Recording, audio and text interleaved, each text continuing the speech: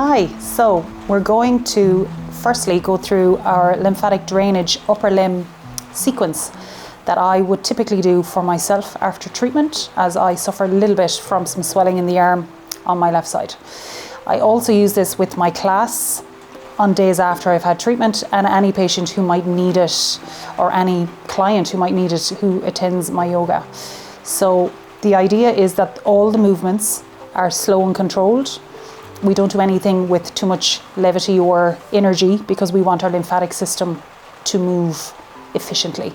So we're going to start with either arm, left or right, whatever your preference is. You'll be doing it on both sides. And you're just going to start with your wrist, and we're gently just moving the wrist up and down. So if you want to start with your palm to the ceiling, you're just taking your palm towards the front of the arm and then you're bringing it back. Now again, the key here is that it is nice, slow and controlled, because our lymphatic system works really slowly. We're also going to breathe nice and deeply for each movement to help with the movement of lymph through our system. And this sequence of movement is also nice if we're traveling, so anywhere where you're sitting stagnant, on a plane, on a train, bus, works really well. So you're going to go for about 10 times with the wrist, just up and down, nice and gently and slowly. And then you're going to come to a gentle stop. So we're sitting with our elbow bent at a 90 degree or a bend, and you're just going to straighten it out. And then we're going to bend it all the way up, bringing your palm up to your shoulder. And then we're going to come back down. And again, we're moving with purpose, but we're also moving with slowness and control. And again, we don't want too much intensity with it. And we want nice and deep breaths, or nice and deep breathing, to help keep that movement of lymphatic drainage efficient.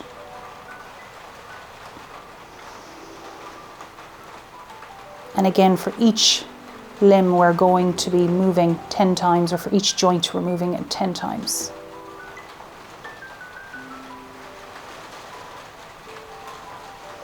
And then once you reach your 10 times with your elbow, you're just going to bring it to a gentle stop. Now here, when we're talking about our shoulder, we're typically talking about moving the shoulder upwards towards the sky, but this is bearing in mind that we have no restriction in our shoulder mobility. So if you happen to be an oncology patient, or a patient who has had surgery maybe along the front of the chest wall, or anything where the shoulder mobility is restricted, you may not be able to bring the shoulder up to the sky, but you will be able to bring it to 90 degrees or to parallel to the floor. So we'll move like we have no restriction right now, and we're going to do our 10 times. And again, we're moving with slowness and purpose, but we're also moving with control. And as we get to our 10th one, we're going to move now like we have a restriction. So we can only come to the shoulder being parallel to the floor. And you can take the shoulder out to the front, like so. And again, you're doing your 10 times. And again, we're breathing with it. And then you can also take it out to the side.